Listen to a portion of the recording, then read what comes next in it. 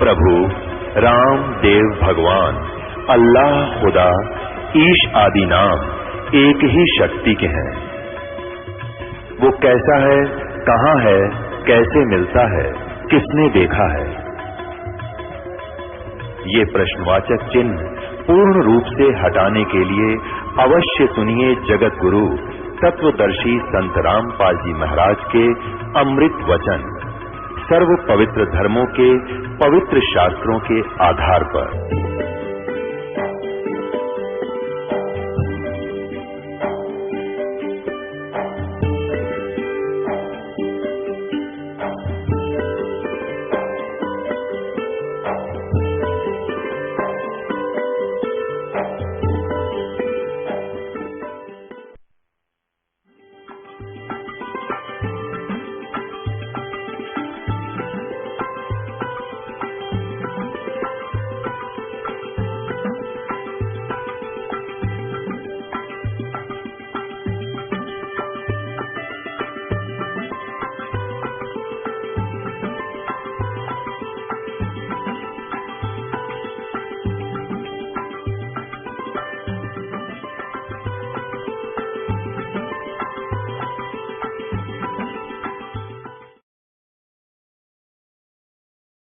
गरीबदास जी कहते हैं परमात्मा ना दूध पीवे ना अन्न खावे और फिर भी स्वस्थ ऐसे न फुल शरीर ऐसे स्वस्थ हो जैसे बच्चा प्रतिदिन किलो दूध पीता हो 1 किलोग्राम, इतना स्वस्थ शरीर। अब जब नीरू ने भी देखा कि ये बालक कुछ खा रहा नहीं, पी रहा नहीं, 1 दिन बीता, 2 दिन बीते, 4 दिन बीते, 10 दिन, 20 दिन और 25वें दिन कति चिंतित हो गए वो। और नीमा ने तो यहां तक ठान ली कि हे भगवान शिव, या तो आपने देना नहीं था और परमात्मा दे दिया तो ले रहे हो, अब मैं जीऊं नहीं, इस बच्चे के साथ मरूंगी, अब मैं जी नहीं सकती, इसमें मेरा इतना मोह बन गया, इतनी ममता बन गई है। ये फाइनल फैसला कर लिया था। और अंतर्यामी सामने बालक रूप में लेटे हुए थे कि आज या बुढ़िया पक्की मरेगी, मैं तो मरूं नहीं, क्यों ये कह रही है कि बालक मरेगा तो मैं भी मरूंगी, पर यह चिंता में मर लेगी, मैं तो मरूं नहीं पर यह अवश्य मर जाएगी। इसलिए परमात्मा ने कहते करे करावे साइया, मन में लहर उठा, दादू सिरदर जीव के वो आप बगल हो जाए। परमात्मा ने रिमोट दबाया, भगवान शंकर का शिवपुरी में बैठे अपने लोक में, एकदम कसक हुई कि मुझे किसने पुकारा है। बेशक वो मुसलमान बन गए थे, लेकिन अपनी आराधना और अपनी अर्जी भगवान शंकर को ही लगाया करते थे। वैसे तो पुण्यात्माओं धीरे धीरे ज्ञान की रोशनी होगी, ये पूरा मुसलमान धर्म ही इस शंकर भगवान का पुजारी है, पर ये उसको समझ नहीं पा रहे। और जो इनका जो कुरान शरीफ का ज्ञान दाता है वो है ये काल ज्योत निरंजन। इसी ने गीता का ज्ञान दिया, इसी ने वेदों का ज्ञान दिया और इसी ने बाइबल का ज्ञान दिया। और गरीबदास साहिब जी ने कहा कि वही मोहम्मद वही महादेव, वही मोहम्मद वही महादेव, वही आदम वही ब्रह्मा, दास गरीब दूसरा कोई नहीं, देख अपने घर में। अब गरीबदास जी कहते हैं कि तुम अलग अलग समझकर झगड़ रहे हो, वही जैसे ईसा जी आए थे विष्णु जी के लोक तक और हजरत मोहम्मद जी आए थे भगवान शंकर के लोक तक, और बाबा आदम आए थे ब्रह्मा जी के लोक से। तो यहाँ गरीबदास जी कहते हैं परमात्मा से प्राप्त ज्ञान के आधार से कि वही मोहम्मद वही महादेव, वही आदम वही ब्रह्मा और दास गरीब दूसरा कोई नहीं, देख अपने घर में। कि आप जी यदि साधना करके देख लोगे, प्रत्येक मानव का शरीर चाहे किसी भी धर्म मजहब से संबंधित है एक जैसा है, उसके अंदर कमल भी एक जैसे हमारे रीढ़ की हड्डी है जो जिसको बैक बोन बोलते हैं, पीछे की जो हड्डी है बैकबोन पिछले की, इसके अंदर की साइड में जैसे बहुत ऐसा स्थान है जिस पर छोटी छोटी सी ऐसे नाभि कमल, नीचे मूल कमल, गुदा से 2 उंगल ऊपर अंदर की तरफ, और उससे 2 उंगल ऊपर लगभग स्वाद कमल है ब्रह्मा जी। जिस मूल कमल में गणेश जी का निवास है, यानी गणेश जी का चैनल समझ लो कि गणेश जी के लोक में जो भी क्रियाएं हो रही हैं आप इस अपने मूल कमल में देख सकते हो।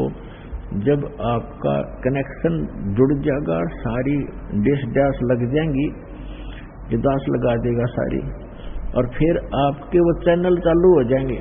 ये तो टीवी है शरीर, इसके अंदर चैनल हैं, और जौन सा भी चैनल आप ऑन करोगे, चलाना चाहोगे तो वही चलेगा। तो इस प्रकार इसके अंदर सब चैनल हैं। फिर नाभि चैनल है, नाभि कमल, मूल कमल है वो गणेश जी के लोक में जो कुछ भी हो रहा है मूल कमल पर देखा जा सकता है। और फिर ब्रह्मा कमल है, स्वाद चक्र है जिसमें ब्रह्मा जी का अधिपत्य है। ये ब्रह्मा जी के लोक में जो क्रियाएं हो रही हैं इस चैनल्स के माध्यम से दिखाई देती है, मूल इसे स्वाद चक्र बोलने से।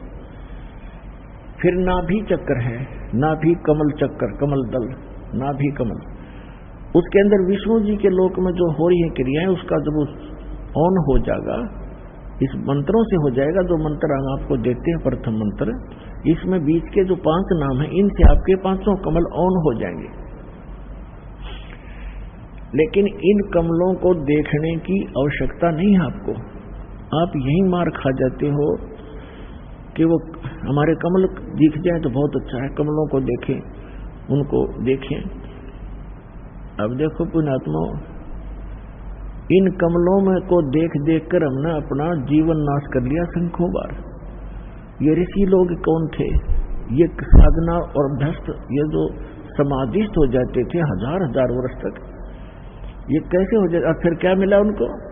ये क्या होता है कि किसी भी कमल में आपकी सुरती लगी, वो ऑन हो गया तो उसके अंदर आपकी सुरती पहुंच जाएगी बहुत दूर तक, और उस लोक में प्रवेश कर जाएगी। वहां आप जो देखोगे नजारे, जैसे बालक किसी मेले में चला जा, कहीं कोई रीछ नचा रहा है, कोई कहीं पर गा रहा है, कोई भालू, कोई बंदर नचा रहा है, कोई कहीं कुश्ती हो रही है, कहीं कोई गाने गा रहा है, कोई ऐसे ऐसे डुगडुगियां बजा रहा है। तो वो बालक उस मेले में चला गया तो फिर उस मेले में बिचल जाएगा, उसको पता नहीं चलेगा, और पिता जाएगा बिछुड़। तो ऐसे आप बच्चे हो, जिस भी कमल में वो ऋषि प्रवेश कर जाता था 1000 वर्षों, तो वो बहुत लंबे क्षेत्र है, उनमें कहीं नाच देख रहा है, वहां अप्सराओं के कहीं झरने में नहा रहा है, जैसे सपना हो जाता है ना समाधि में, ऐसे चलता है फिर। और जब वो वापस आता है तो फिर वो इतना उसका शरीर जीर्ण शीर्ण हो लेता है, उसमें 1-2 सिद्धि आ जाती है, उसके वचन से कोई ऐसी घटना घट जाती है, जनता पीछे लग जाती है, वो प्रभु पाक जाता है, फिर गधा बन जाता है। तो काल ने हमारी यहाँ ऐसे अक्ल मार रखी है। तो ये सब कुछ आपका हो जाएगा, लेकिन इसमें घुसने की आवश्यकता नहीं।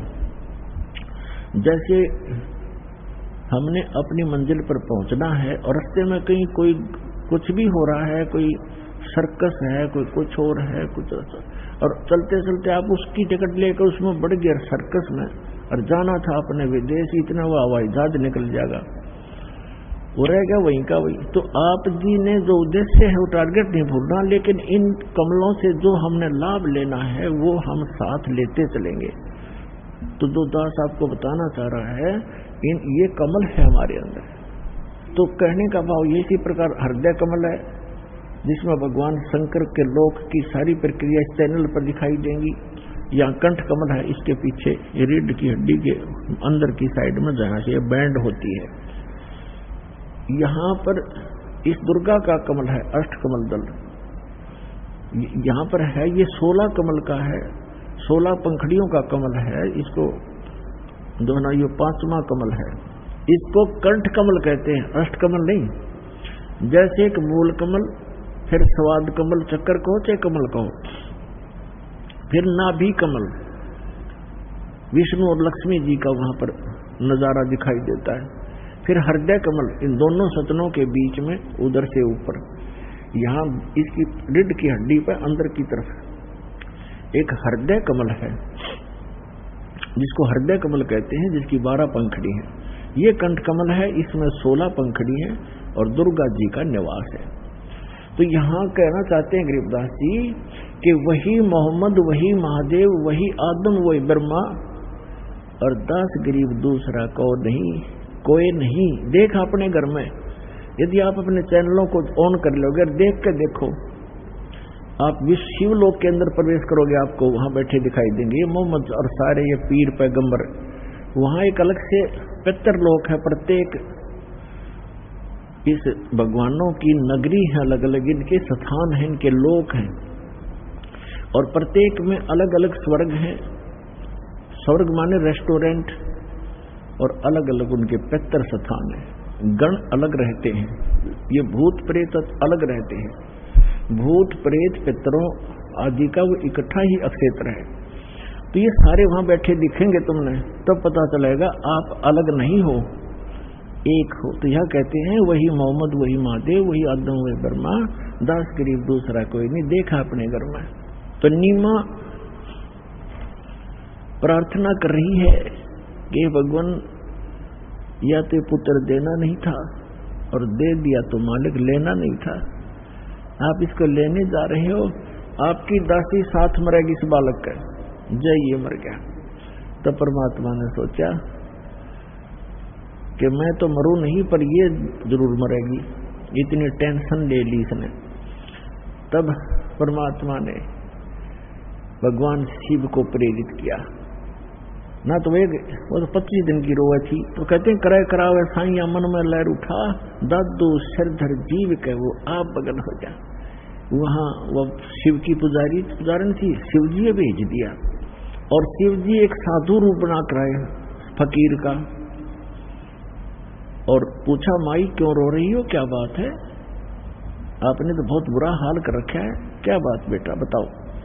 तो उसने बताया कि महाराज जी मैं महा दुखी हूं, मेरे दुख ने ना सुने, आपके सतर का नहीं है, आप भी दुखी हो जाओगे मुझे दुखिया के दुख न सुनकर। भगवान शिव ने कहा कि माता, भगवान शिव ने कहा कि माई बेटा, कहते हैं अपना दुख किसी दूसरे को सुना दे तो कुछ हल्का हो जाता है। ठीक है मैं नहीं कर सकूंगा, कुछ विधि बताऊंगा, हो सके दाव लग जाए तो कर लेना। तो माई ने सोचा ले बता दे महात्मा को, महात्मा में तो शक्ति भी होती है।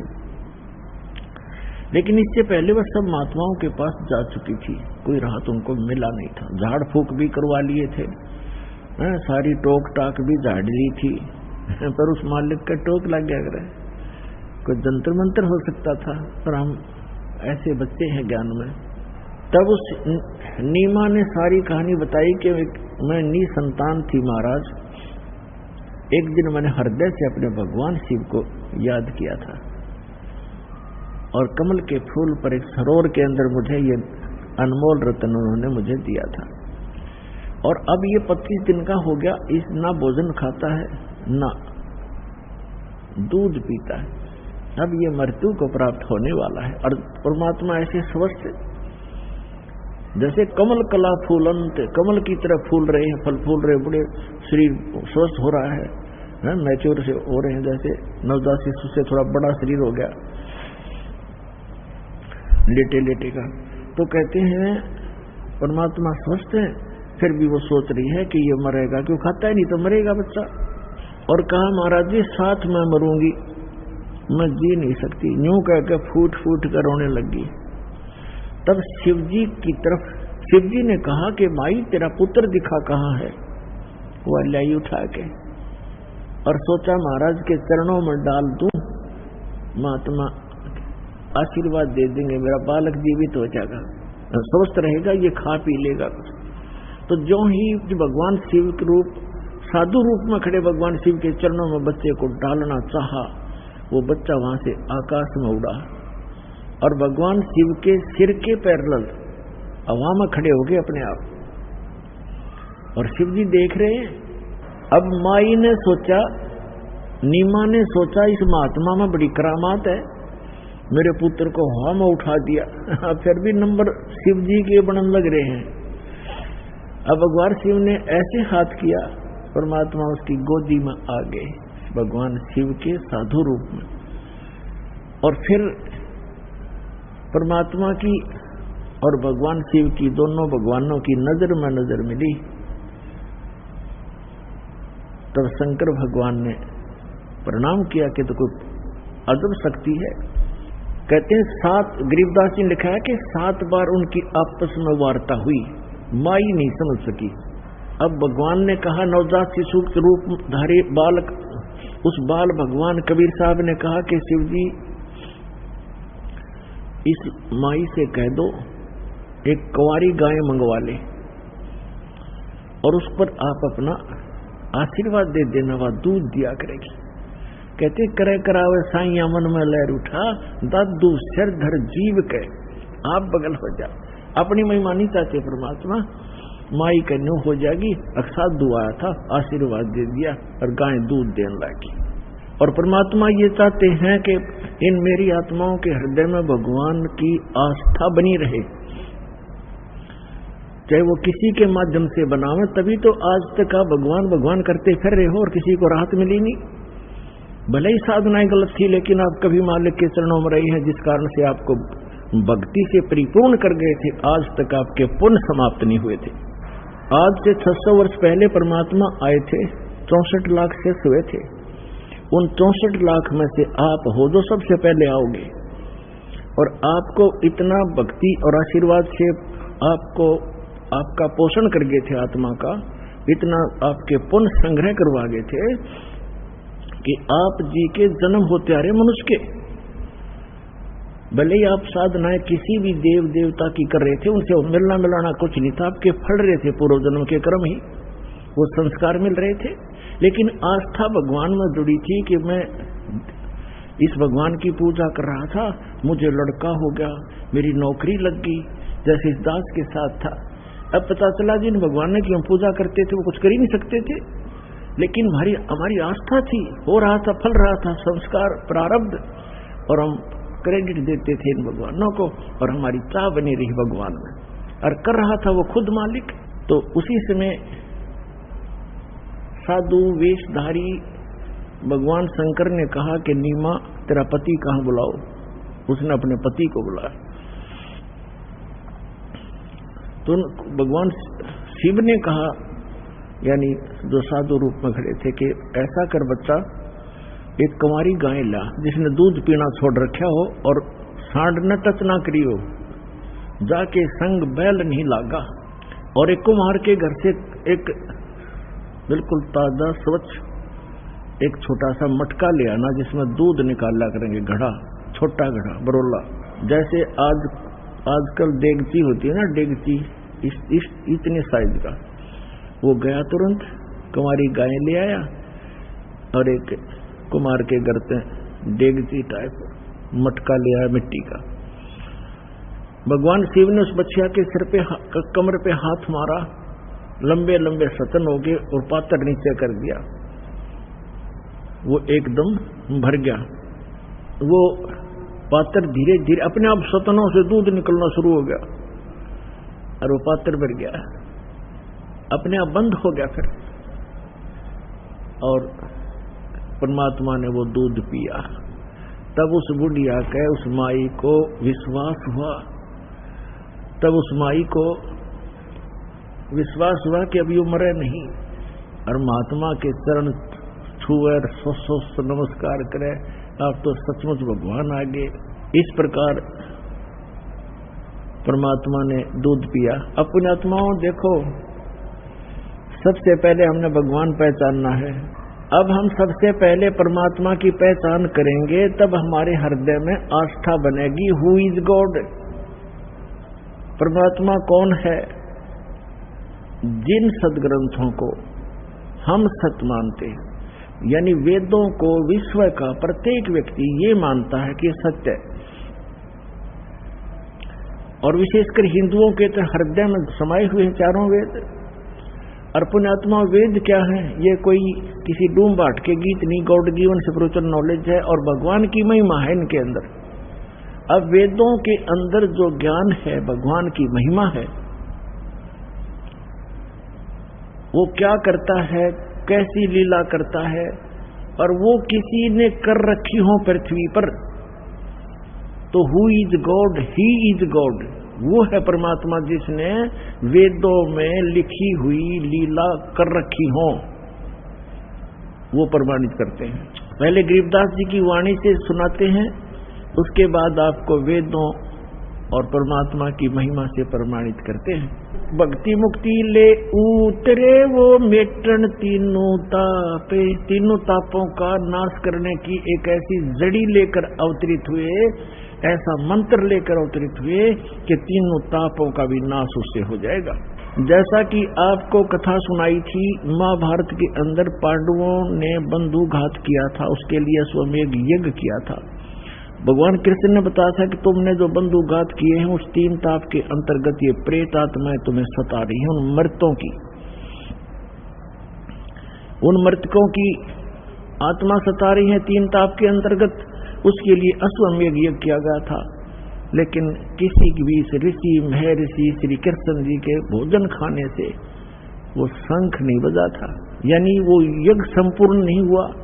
यज्ञ संपूर्ण होगा तो वो तीन ताप कटने थे। तो क्या बताते हैं, 33 करोड़ यज्ञ में आए वो 688 सारे, 33 करोड़ देवता, 88,000 ऋषि, 12 करोड़ ब्राह्मण, 56 करोड़ यादव, सब उस यज्ञ में भोजन का खा चुके थे, शंख नहीं बजा था। 33 करोड़ यज्ञ में आए वो 688 सारे, 12 कोट वेद के वक्ता, वो सुपच का शंख बजा रे, बन तू पावेगा अपना किया रे, भोग गयो अपना किया रे। कहते 33 करोड़ यज्ञ में आए 688 सारे और 12 कोट वेद के वक्ता, 12 करोड़ ब्राह्मण, वहां उस सुदर्शन का शंख बजा रे, सुदर्शन से शंख बजा रहे, वो परमात्मा स्वयं आ रहे थे। तो यहाँ बता रहे हैं कि वो परमात्मा ही ऐसे मंत्र देता है जिससे आपके तीनों ताप भी कटेंगे। तुम कौन राम का जपते जापम, तात कटे न ये तीनों तापम।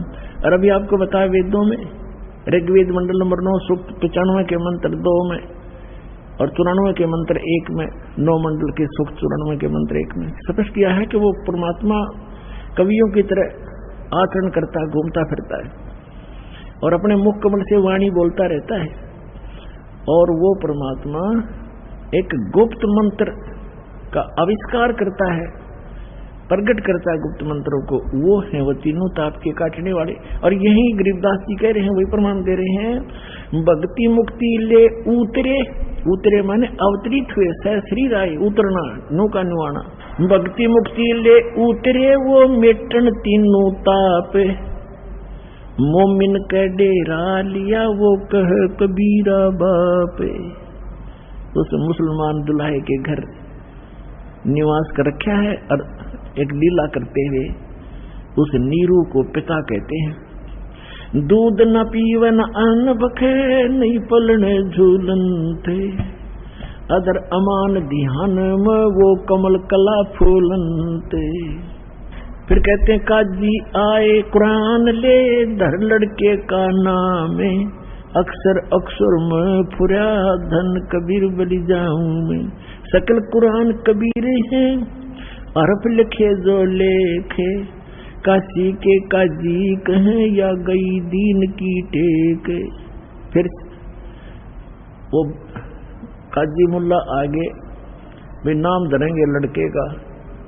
अब वो कुरान शरीफ को खोलते हैं, जैसे अपने यहाँ ब्राह्मण भी ऐसे नामांकन करते हैं, गुरुजन अपना कोई वेद या गीता या पुराण को ऐसे खोलेंगे, प्रथम अक्षर जो आएगा उस पर नाम रख देंगे।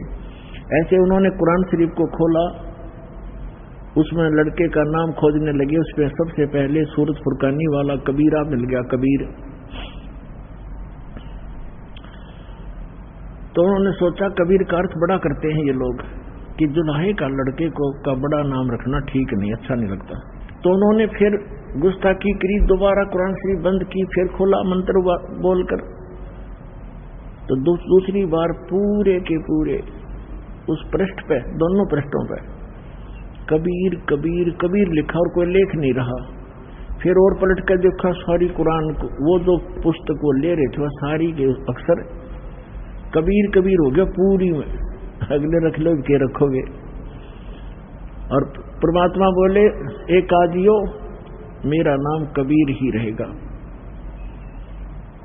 अब वो कुरान में कुछ और अक्षर रहे नहीं, वही पटक कर चले गए और कबीर नाम मालिक का प्रसिद्ध हुआ।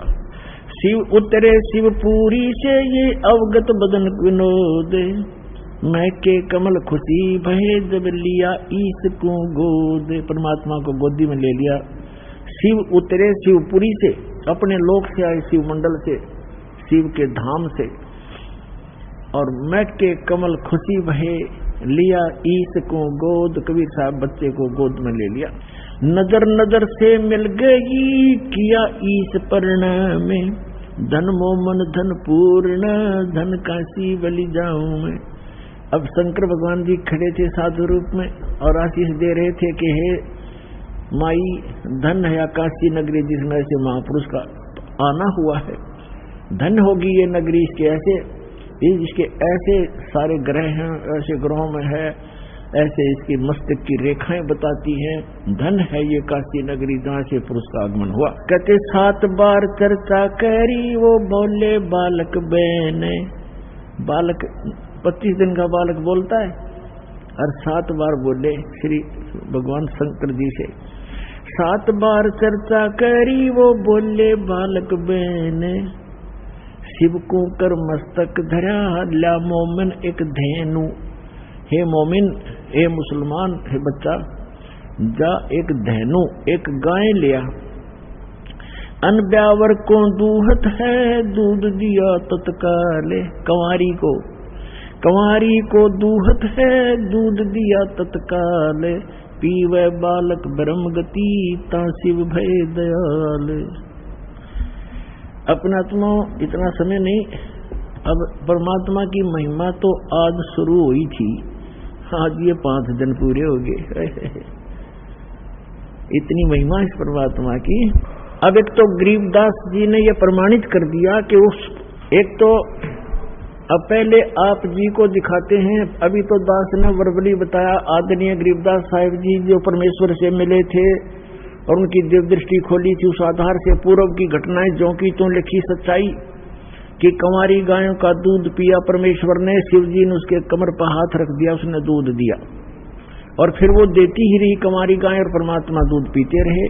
फिर दूसरी गाय लाए उसने, जब वो छोटी, फिर दूसरी लाए उसने भी ऐसे ही, तो ऐसे चलता रहा, कंवारी गायों का दूध परमात्मा पीते हैं।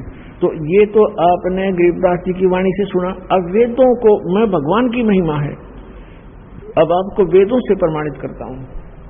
ऋग्वेद मंडल नंबर 9, ये कहां से प्रकाशित है, किसने छापा है? ये है प्रकाशक है सार्वदेशिक कार्य प्रतिनिधि सभा, मेहर सिद्धांत भवन, रामलीला मैदान, नई दिल्ली से।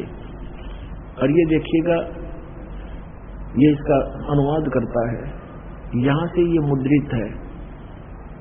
अब आपको दिखाते हैं ऋग्वेद मंडल नंबर 9 सूक्त 1 का ये मंत्र नंबर 9, ये 9 नंबर है। इसमें क्या लिखा है कि अभी अधन्या उत्सनंती धेनुव शिशुम, ये शिशु शब्द है इसके अंदर। सोम इंद्राय पातवे, इसका अनुवाद किया है इन्होंने आर्य समाज के आर्य समाजियों ने ही, लेकिन ये थोड़ा सा गलत करके दास उसको ठीक करेगा। उस सोम माने परमात्मा, उस सोम स्वभाव वाले पुरुष नहीं परमात्मा। देखो सोम माने ये स्वयं ही, यहाँ पर ये खुद ही लिख रहे हैं प्रथम मंत्र में, मंडल नंबर 9, 9वां मंडल सूक्त नंबर 1 का मंत्र नंबर 1 में, ये सोम माने सोम स्वभाव वाला परमात्मन।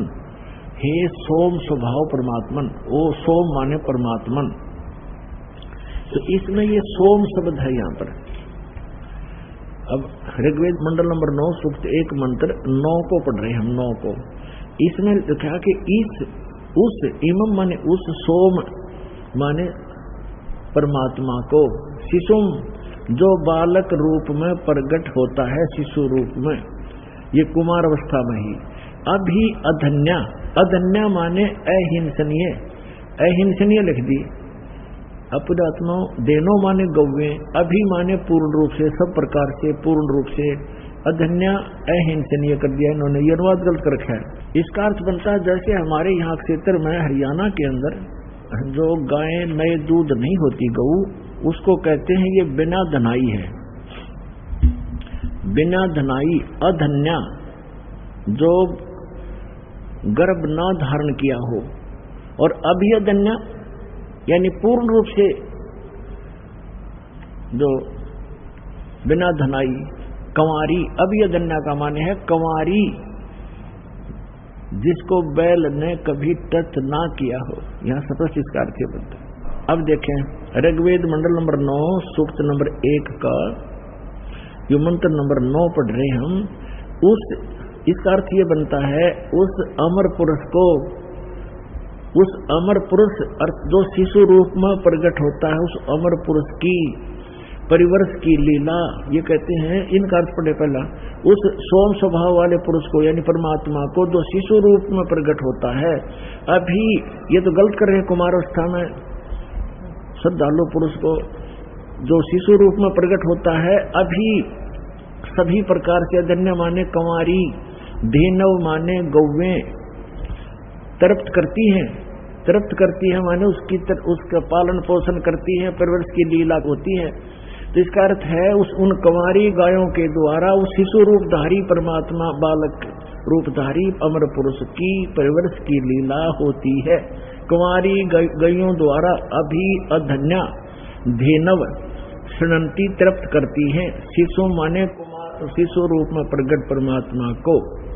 अपनात्माओं, ये तो हमारे वेद बताते हैं कि वो अमर पुरुष जब शिशु रूप धारण करके यहाँ आते हैं, प्रकट करते हैं अपने दूसरी प्रकार की स्थिति में, उस समय वो बालक रूपधारी परमात्मा के परवरिश की लीला कंवारी गायों द्वारा होती है। अब ये कबीर सागर है, 600 वर्ष पहले धर्मदास साहिब ने लिखा था। परमेश्वर की लीलाओं को सुन सुनकर और देख देख कर आंखों देखा, तो इसमें और प्रमाणित करते हैं आपको। देखिए कबीर सागर, खेमराज श्री कृष्णदास प्रकाशन, मुंबई से प्रकाशित है। ये है कबीर सागर, और इसके कौन है? कबीर पंथी भारत पथिक स्वामी योगलानंद बिहारी द्वारा पुरस्कृत। कहाँ से छपा है? प्रकाशक के मुद्रक है खेमराज श्री कृष्णदास, अध्यक्ष श्री वेंकटेश्वर प्रेस, खेमराज श्री कृष्णदास मार्ग, मुंबई से। ये अब यहाँ थोड़ा सा सुनाएंगे, समय का अभाव है। अब इसमें लिखा है ज्ञान सागर के अंदर कि सुन दुल्हा मन भयो आनंदा, जिमी चकोर पायो निशी चंदा, रात्रि में जैसे चकोर ने चांद दिख गया, इतना खुश होया बच्चे को पाकर। और सुत ले चले हर्ष मन कीन्या, तासो पुन असबोल ही दीन्या।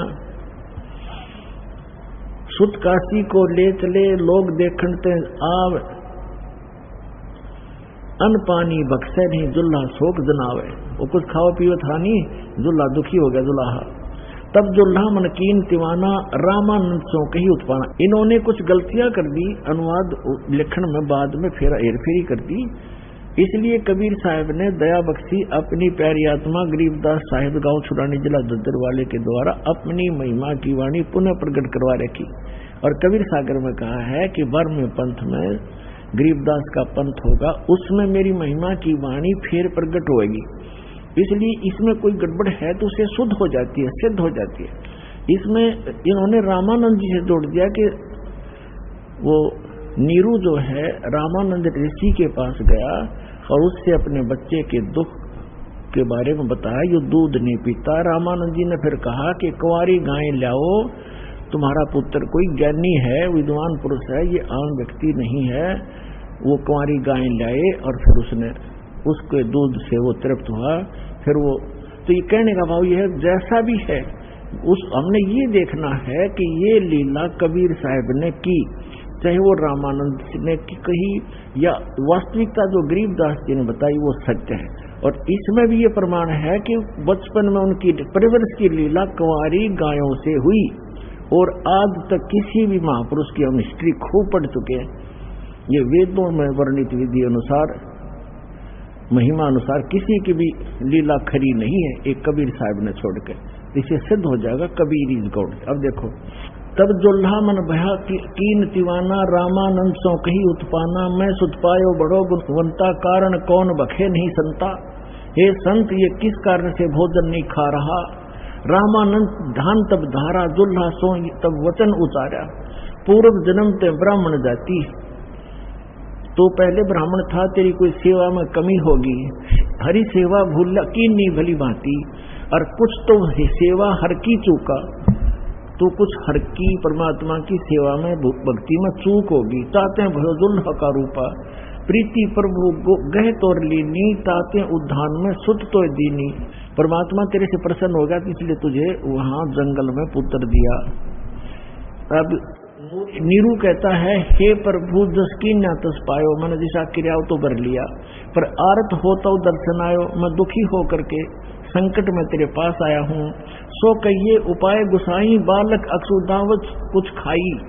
रामानंद अस युक्ति विचारा सुत तुम सुत कोई ज्ञानी अवतारा। तेरा पुत्र कोई विद्वान पुरुष है, कोई अच्छी आत्मा है।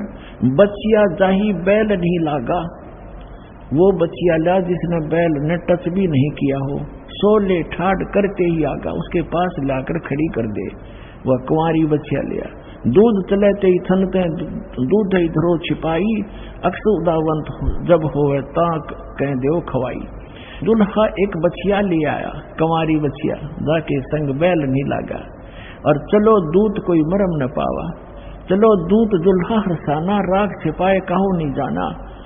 अब यहाँ दूत शब्द है ना, इसमें ये भी इन्होंने, अब दूत कौन था जो ये यहाँ लिखा गया, भगवान शंकर आए थे और वो फिर चले गए, अचानक अंतर ध्यान हो गए, तो उन्होंने ये सोचा था नीमा ने ये कोई भगवान का भेजा हुआ दूत था और इसने मेरा संकट निवारण कर दिया। अब यहाँ देखो, दूध तब पीवत नाम कबीरा, दूध तब पीवत नाम कबीरा खेलत संत संग मत धीरा। अपनात्मा हमने सबसे पहले ये पहचान करनी है कि जिस भगवान की, जिस अल्लाह की, जिस खुदा की हम भक्ति कर रहे हैं वो सचमुच भगवान भी है कि नहीं। बिल्कुल सही है। जब हम कोई सौदा करने जाते हैं, लाल लेते हैं या कोई भी वस्तु लेते हैं, तो हम ये तो देख ले ये वस्तु वो है कि नहीं। तो आज आपके समक्ष हमारे पवित्र सदग्रंथ वेदों ने सिद्ध कर दिया कि भगवान जब शिशु रूप धारण करके आता है, उनकी परवरिश की लीला कुंवारी गायों से होती है। और परमेश्वर ने स्वयं 600 वर्ष पहले यह लीला की, क्योंकि वो तो गुण है, वो करते ही करते। और ये भी वेदों में प्रमाणित है कि ऊपर के लोक में रहता है, सह शरीर है, मनुष्य दृश्य है, देखने में राजा के समान है, सिंहासन पर विराजमान है, वहां से सह शरीर चल के आता है, अच्छी आत्माओं को मिलता है, उनको उपदेश देता है, ज्ञान देता है, कवियों की तरह आचरण करता है और वो ऐसे गुप्त मंत्र का आविष्कार करता है। और यही आदरणीय गरीबदास साहिब जी ने बता दिया, यही हमारे 600 वर्ष पहले मालिक ने लीला की, उनकी जीवनी में विद्यमान है। तो गरीबदास साहिब जी ने कहा है, हम सुल्तानी नानक तारे दादू को उपदेश दिया, जात दुलाहा भेद न पाया वो काशी मोह कबीर हुआ। अनंत कोट ब्रह्मंडे का एक रति नहीं भारे, सतगुरु पुरुष कबीर हैं ये कुल के सृजनहारे। आगे रामानंद और परमेश्वर की गोष्ठी कभी फिर सुनाएंगे। ऐसा कमाल कर रखा गरीबदास जी ने, यथार्थ चित्रार्थ कर रखी है परमात्मा की आंखों देखी महिमा। तो पुण्यात्मा सौभाग्य आपका, आप वो बच्चे हो भगवान के जो 64 लाख में से हो और आपको खोज रहा कहीं ना कहीं से ला करके, किसी भी माध्यम से, कोई पुस्तक के माध्यम से, कोई टीवी के माध्यम से, आप वो लाल हो उस परमात्मा के, जिसके लिए ये खुद कहते हैं गोता मारूं स्वर्ग में और जा बैठूं पाताल। गरीबदास कबीर साहब की महिमा गा रहे हैं। गरीबदास ढूंढता फिर अपने हीरे मोती लाल। आप देख रहे हो यहाँ आसपास के क्षेत्र के लोगों को ये विश्वास नहीं हो रहा कि बरवाला में कोई आया है, और आप 1000, 2000, 1500 500-800 किलोमीटर से आकर मान के बच्चे यहाँ खींचे आ रहे हो, तो आप उस परमेश्वर की विशेष आत्मा हैं। वैसे तो परमात्मा ने कहा कि अब पूरे विश्व को ज्ञान दूंगा, ये सभी मेरे बच्चे हैं। ये थोड़ा लेट आएंगे, पछताएंगे, घना रोया करेंगे इस समय को। और गरीबदास साहब कहते हैं कि ये संसार समझदा नहीं, कहंदा श्याम दोपहरे नू, गल साधनाएं कर रहे हैं, उन्हीं को सत्य मान रहे हैं। इसे गंदे लोक में इतने दुख पा रहे हैं, फिर भी कहते हैं हम ठीक ठाक हैं, यहाँ खाक ठीक ठाक है। आज से कुछ भी है, मुख्यमंत्री है, कल एक्सीडेंट में मर जाता है, खाक ठीक ठाक है, कल गधा बनेगा। तो कहते हैं ये संसार समझदा नहीं, कहंदा श्याम दोपहरे नू, जल रहे हैं धूप में, कह रहे हैं हम ठीक ठाक हैं, श्याम बता रहे हैं इसको। और गरीबदास ये वक्त जात है, रोवोगे इस पैरे नू, ये समझ जाता है हाथ से, फिर रोया करोगे। अब इस मनुष्य जीवन में ये सत भक्ति नहीं मिली, और दास परमात्मा ने अपना कुत्ता भेज रखा, आपको जगा रहा है। और अभी नहीं पहचानोगे तो कहते रोया करोगे इस समय को, फिर हाथ नहीं आओगा। समझा है तो सिर धर पाओ, और बहुत नहीं रे ऐसा था। बोलो सतगुरुदेव।